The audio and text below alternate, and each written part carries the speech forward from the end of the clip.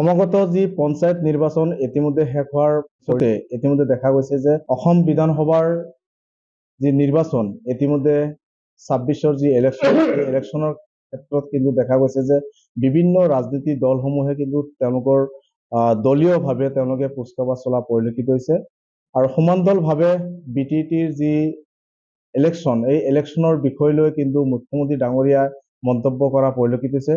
তেওঁলোকে নিজাববীয়াকে ইলেকশ্যন খেলিম বুলি ইতিমধ্যে প্ৰচাৰ কৰা পৰিলক্ষিত হৈছে। বিধায়ক মনোৰঞ্জন তালুকদাৰ আমাৰ সৈতে উপস্থিত আছে।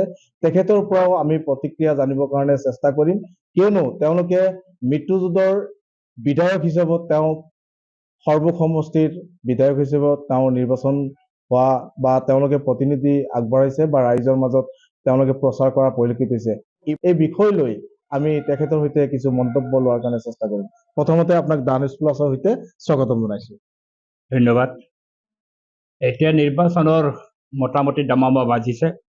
ছেপ্টেম্বৰ মাহত বিটিআৰৰ নিৰ্বাচন অনুষ্ঠিত হ'ব বুলি অনুমান কৰা গৈছে বা চৰকাৰৰ পক্ষৰ পৰা কৈছে ছেপ্টেম্বৰত ইলেকশ্যন হ'ব।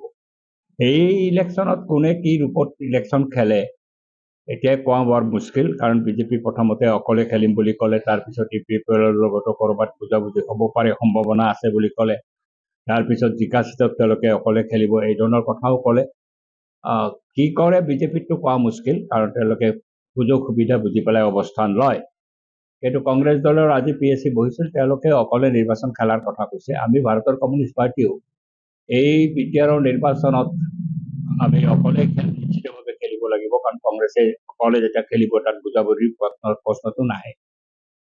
২৬ৰ ইলেকশ্যনৰ কাৰণে সকলোৱে নিজৰ সাংগঠনিক ভিত্তি বৃদ্ধি কৰা, ভেটিটো সবল কৰাৰ কাৰণে এই নিৰ্বাচনবিলাকক ব্যৱহাৰ কৰে প্ৰচাৰৰ কাৰণে, আৰু সেই দৃষ্টিভংগীৰে দলবিলাকে সিদ্ধান্ত ল'ব। আমিও নিশ্চয় বিটিআৰৰ নিৰ্বাচনত আমি খেলিম। আমি কেইটা চিটত খেলিম এতিয়ালৈকে আমি ফাইনেল কৰা নাই, কিন্তু নিৰ্বাচন খেলিম সেইটো আমাৰ ফাইনেল হৈছে।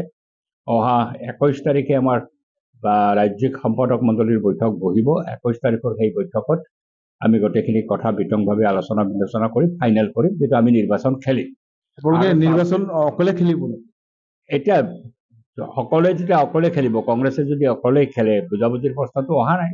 এতিয়া অন্য দল যিবিলাক আছে জাতীয় পৰিষদ বা ৰাইজৰ দল তেওঁলোকৰ লগতো আমি আলোচনা বিলোচনা কৰিম, কিন্তু সকলোৱে নিজস্ব আগতে সিদ্ধান্ত ল'ব লাগিব, তাৰপিছত কোন কেইটা চিটত খেলা যায় সেইটো কৰিম। আমি বুজাবুজিৰ সদায় সপক্ষে থাকোঁ, কিন্তু এতিয়া পৰিস্থিতি যিটো দাঁড়াইছে এছেম্বলিৰ নিৰ্বাচনৰ আগতেই এই পৰিষদীয় নিৰ্বাচন বা বিটিআৰৰ নিৰ্বাচনত বুজাবুজি হয়তো সম্ভৱতঃ নহ'ব।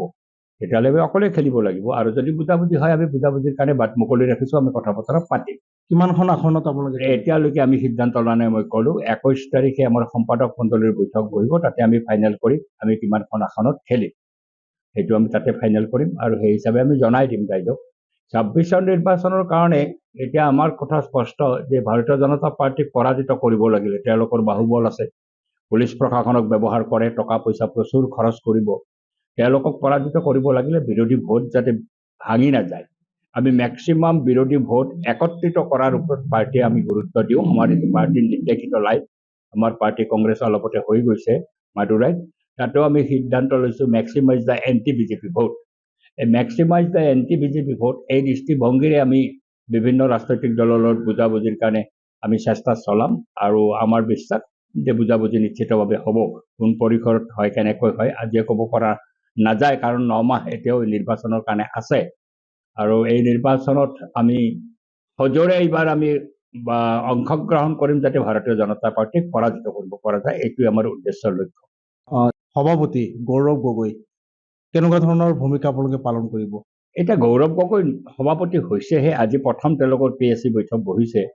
নিশ্চিতভাৱে মই নাভাবোঁ কংগ্ৰেছ দলে বুজাবুজি বা ঐক্যৰ বিৰোধিতা কৰিব, এইটো নকৰে, কাৰণ বিজেপিক অকলে পৰাজিত কৰাটো কাৰো কাৰণে সম্ভৱ নহয়। যদি আমাৰ ভোট বিভাজিত হয় তেতিয়াহ'লে বিজেপি লাভৱান্বিত হ'ব, আৰু আমি কোনোতো ৰাজনৈতিক দলে বিজেপিক লাভৱান্বিত কৰিব নিবিচাৰোঁ, কংগ্ৰেছেও নিবিচাৰে। যেতিয়া যাৰ য'ত শক্তি আছে, যিটো চিটত যিয়ে জিকিব পৰাৰ সম্ভাৱনা আছে, তেনেকুৱা চাই পেলাই আমি বুজাবুজিত যাব লাগিব। দেখা গৈছে যে বিটিআৰৰ যি ইলেকশ্যন এই ইলেকশ্যনৰ বিষয় লৈ হাগ্ৰামা মহিলাৰী আৰু নৱ কুমাৰ শৰণীয়া তেওঁলোকে এলায়েন্স কৰা পৰিলক্ষিত হৈছে। আপোনালোকৰো কেনেকুৱা ধৰণৰ পৰিৱেশ আহিব নেকি? আমি নিশ্চয় কথা পাতিম এতিয়া বিটিআৰৰ নিৰ্বাচনত এতিয়া BPF-ৰ লগতো আমি কথা পাতিম অন্য শক্তিৰ লগত আমি কাৰ লগত পাৰিব পাৰোঁ আমি কথা পাতিম কথা পতাতো কোনো আপত্তি নাই আমি নিশ্চয় কথা পাতিম কিন্তু ছেপ্টেম্বৰ এতিয়াও আছে মাজত জুলাই আগষ্ট মাহ 2টা মাহ আছে জুনৰ মাহৰো আজি বেছি দিন যোৱা নাই এতিয়া 2.5 মাহমান আমাৰ হাতত সময় আছে এই 2.5 মাহৰ ভিতৰত কোন ৰাজনৈতিক শক্তিৰ লগত কেনেকৈ আমি কথা পাতো বুজাবুজি যাব পাৰোঁ আমি সেই চেষ্টা অব্যাহত ৰাখিম BTR-ৰ ইলেকশ্যনৰ আগমুহূৰ্ততে এনেকুৱা ধৰণৰ বিধায়কে যি ধৰণৰ মন্তব্য আগবঢ়াইছে ইয়া হ'ব পৰৱৰ্তী লক্ষণীয় 26-ৰ ইলেকশ্যনৰ আগমুহূৰ্ততে এলায়েন্সৰ ক্ষেত্ৰত বুজাবুজি হ'ব নেকি ইয়া হ'ব পৰৱৰ্তীত লক্ষণীয় যিকোনো খবৰৰ বাবে যোগাযোগ কৰক 7099017330 লগতে 7099017110 নম্বৰত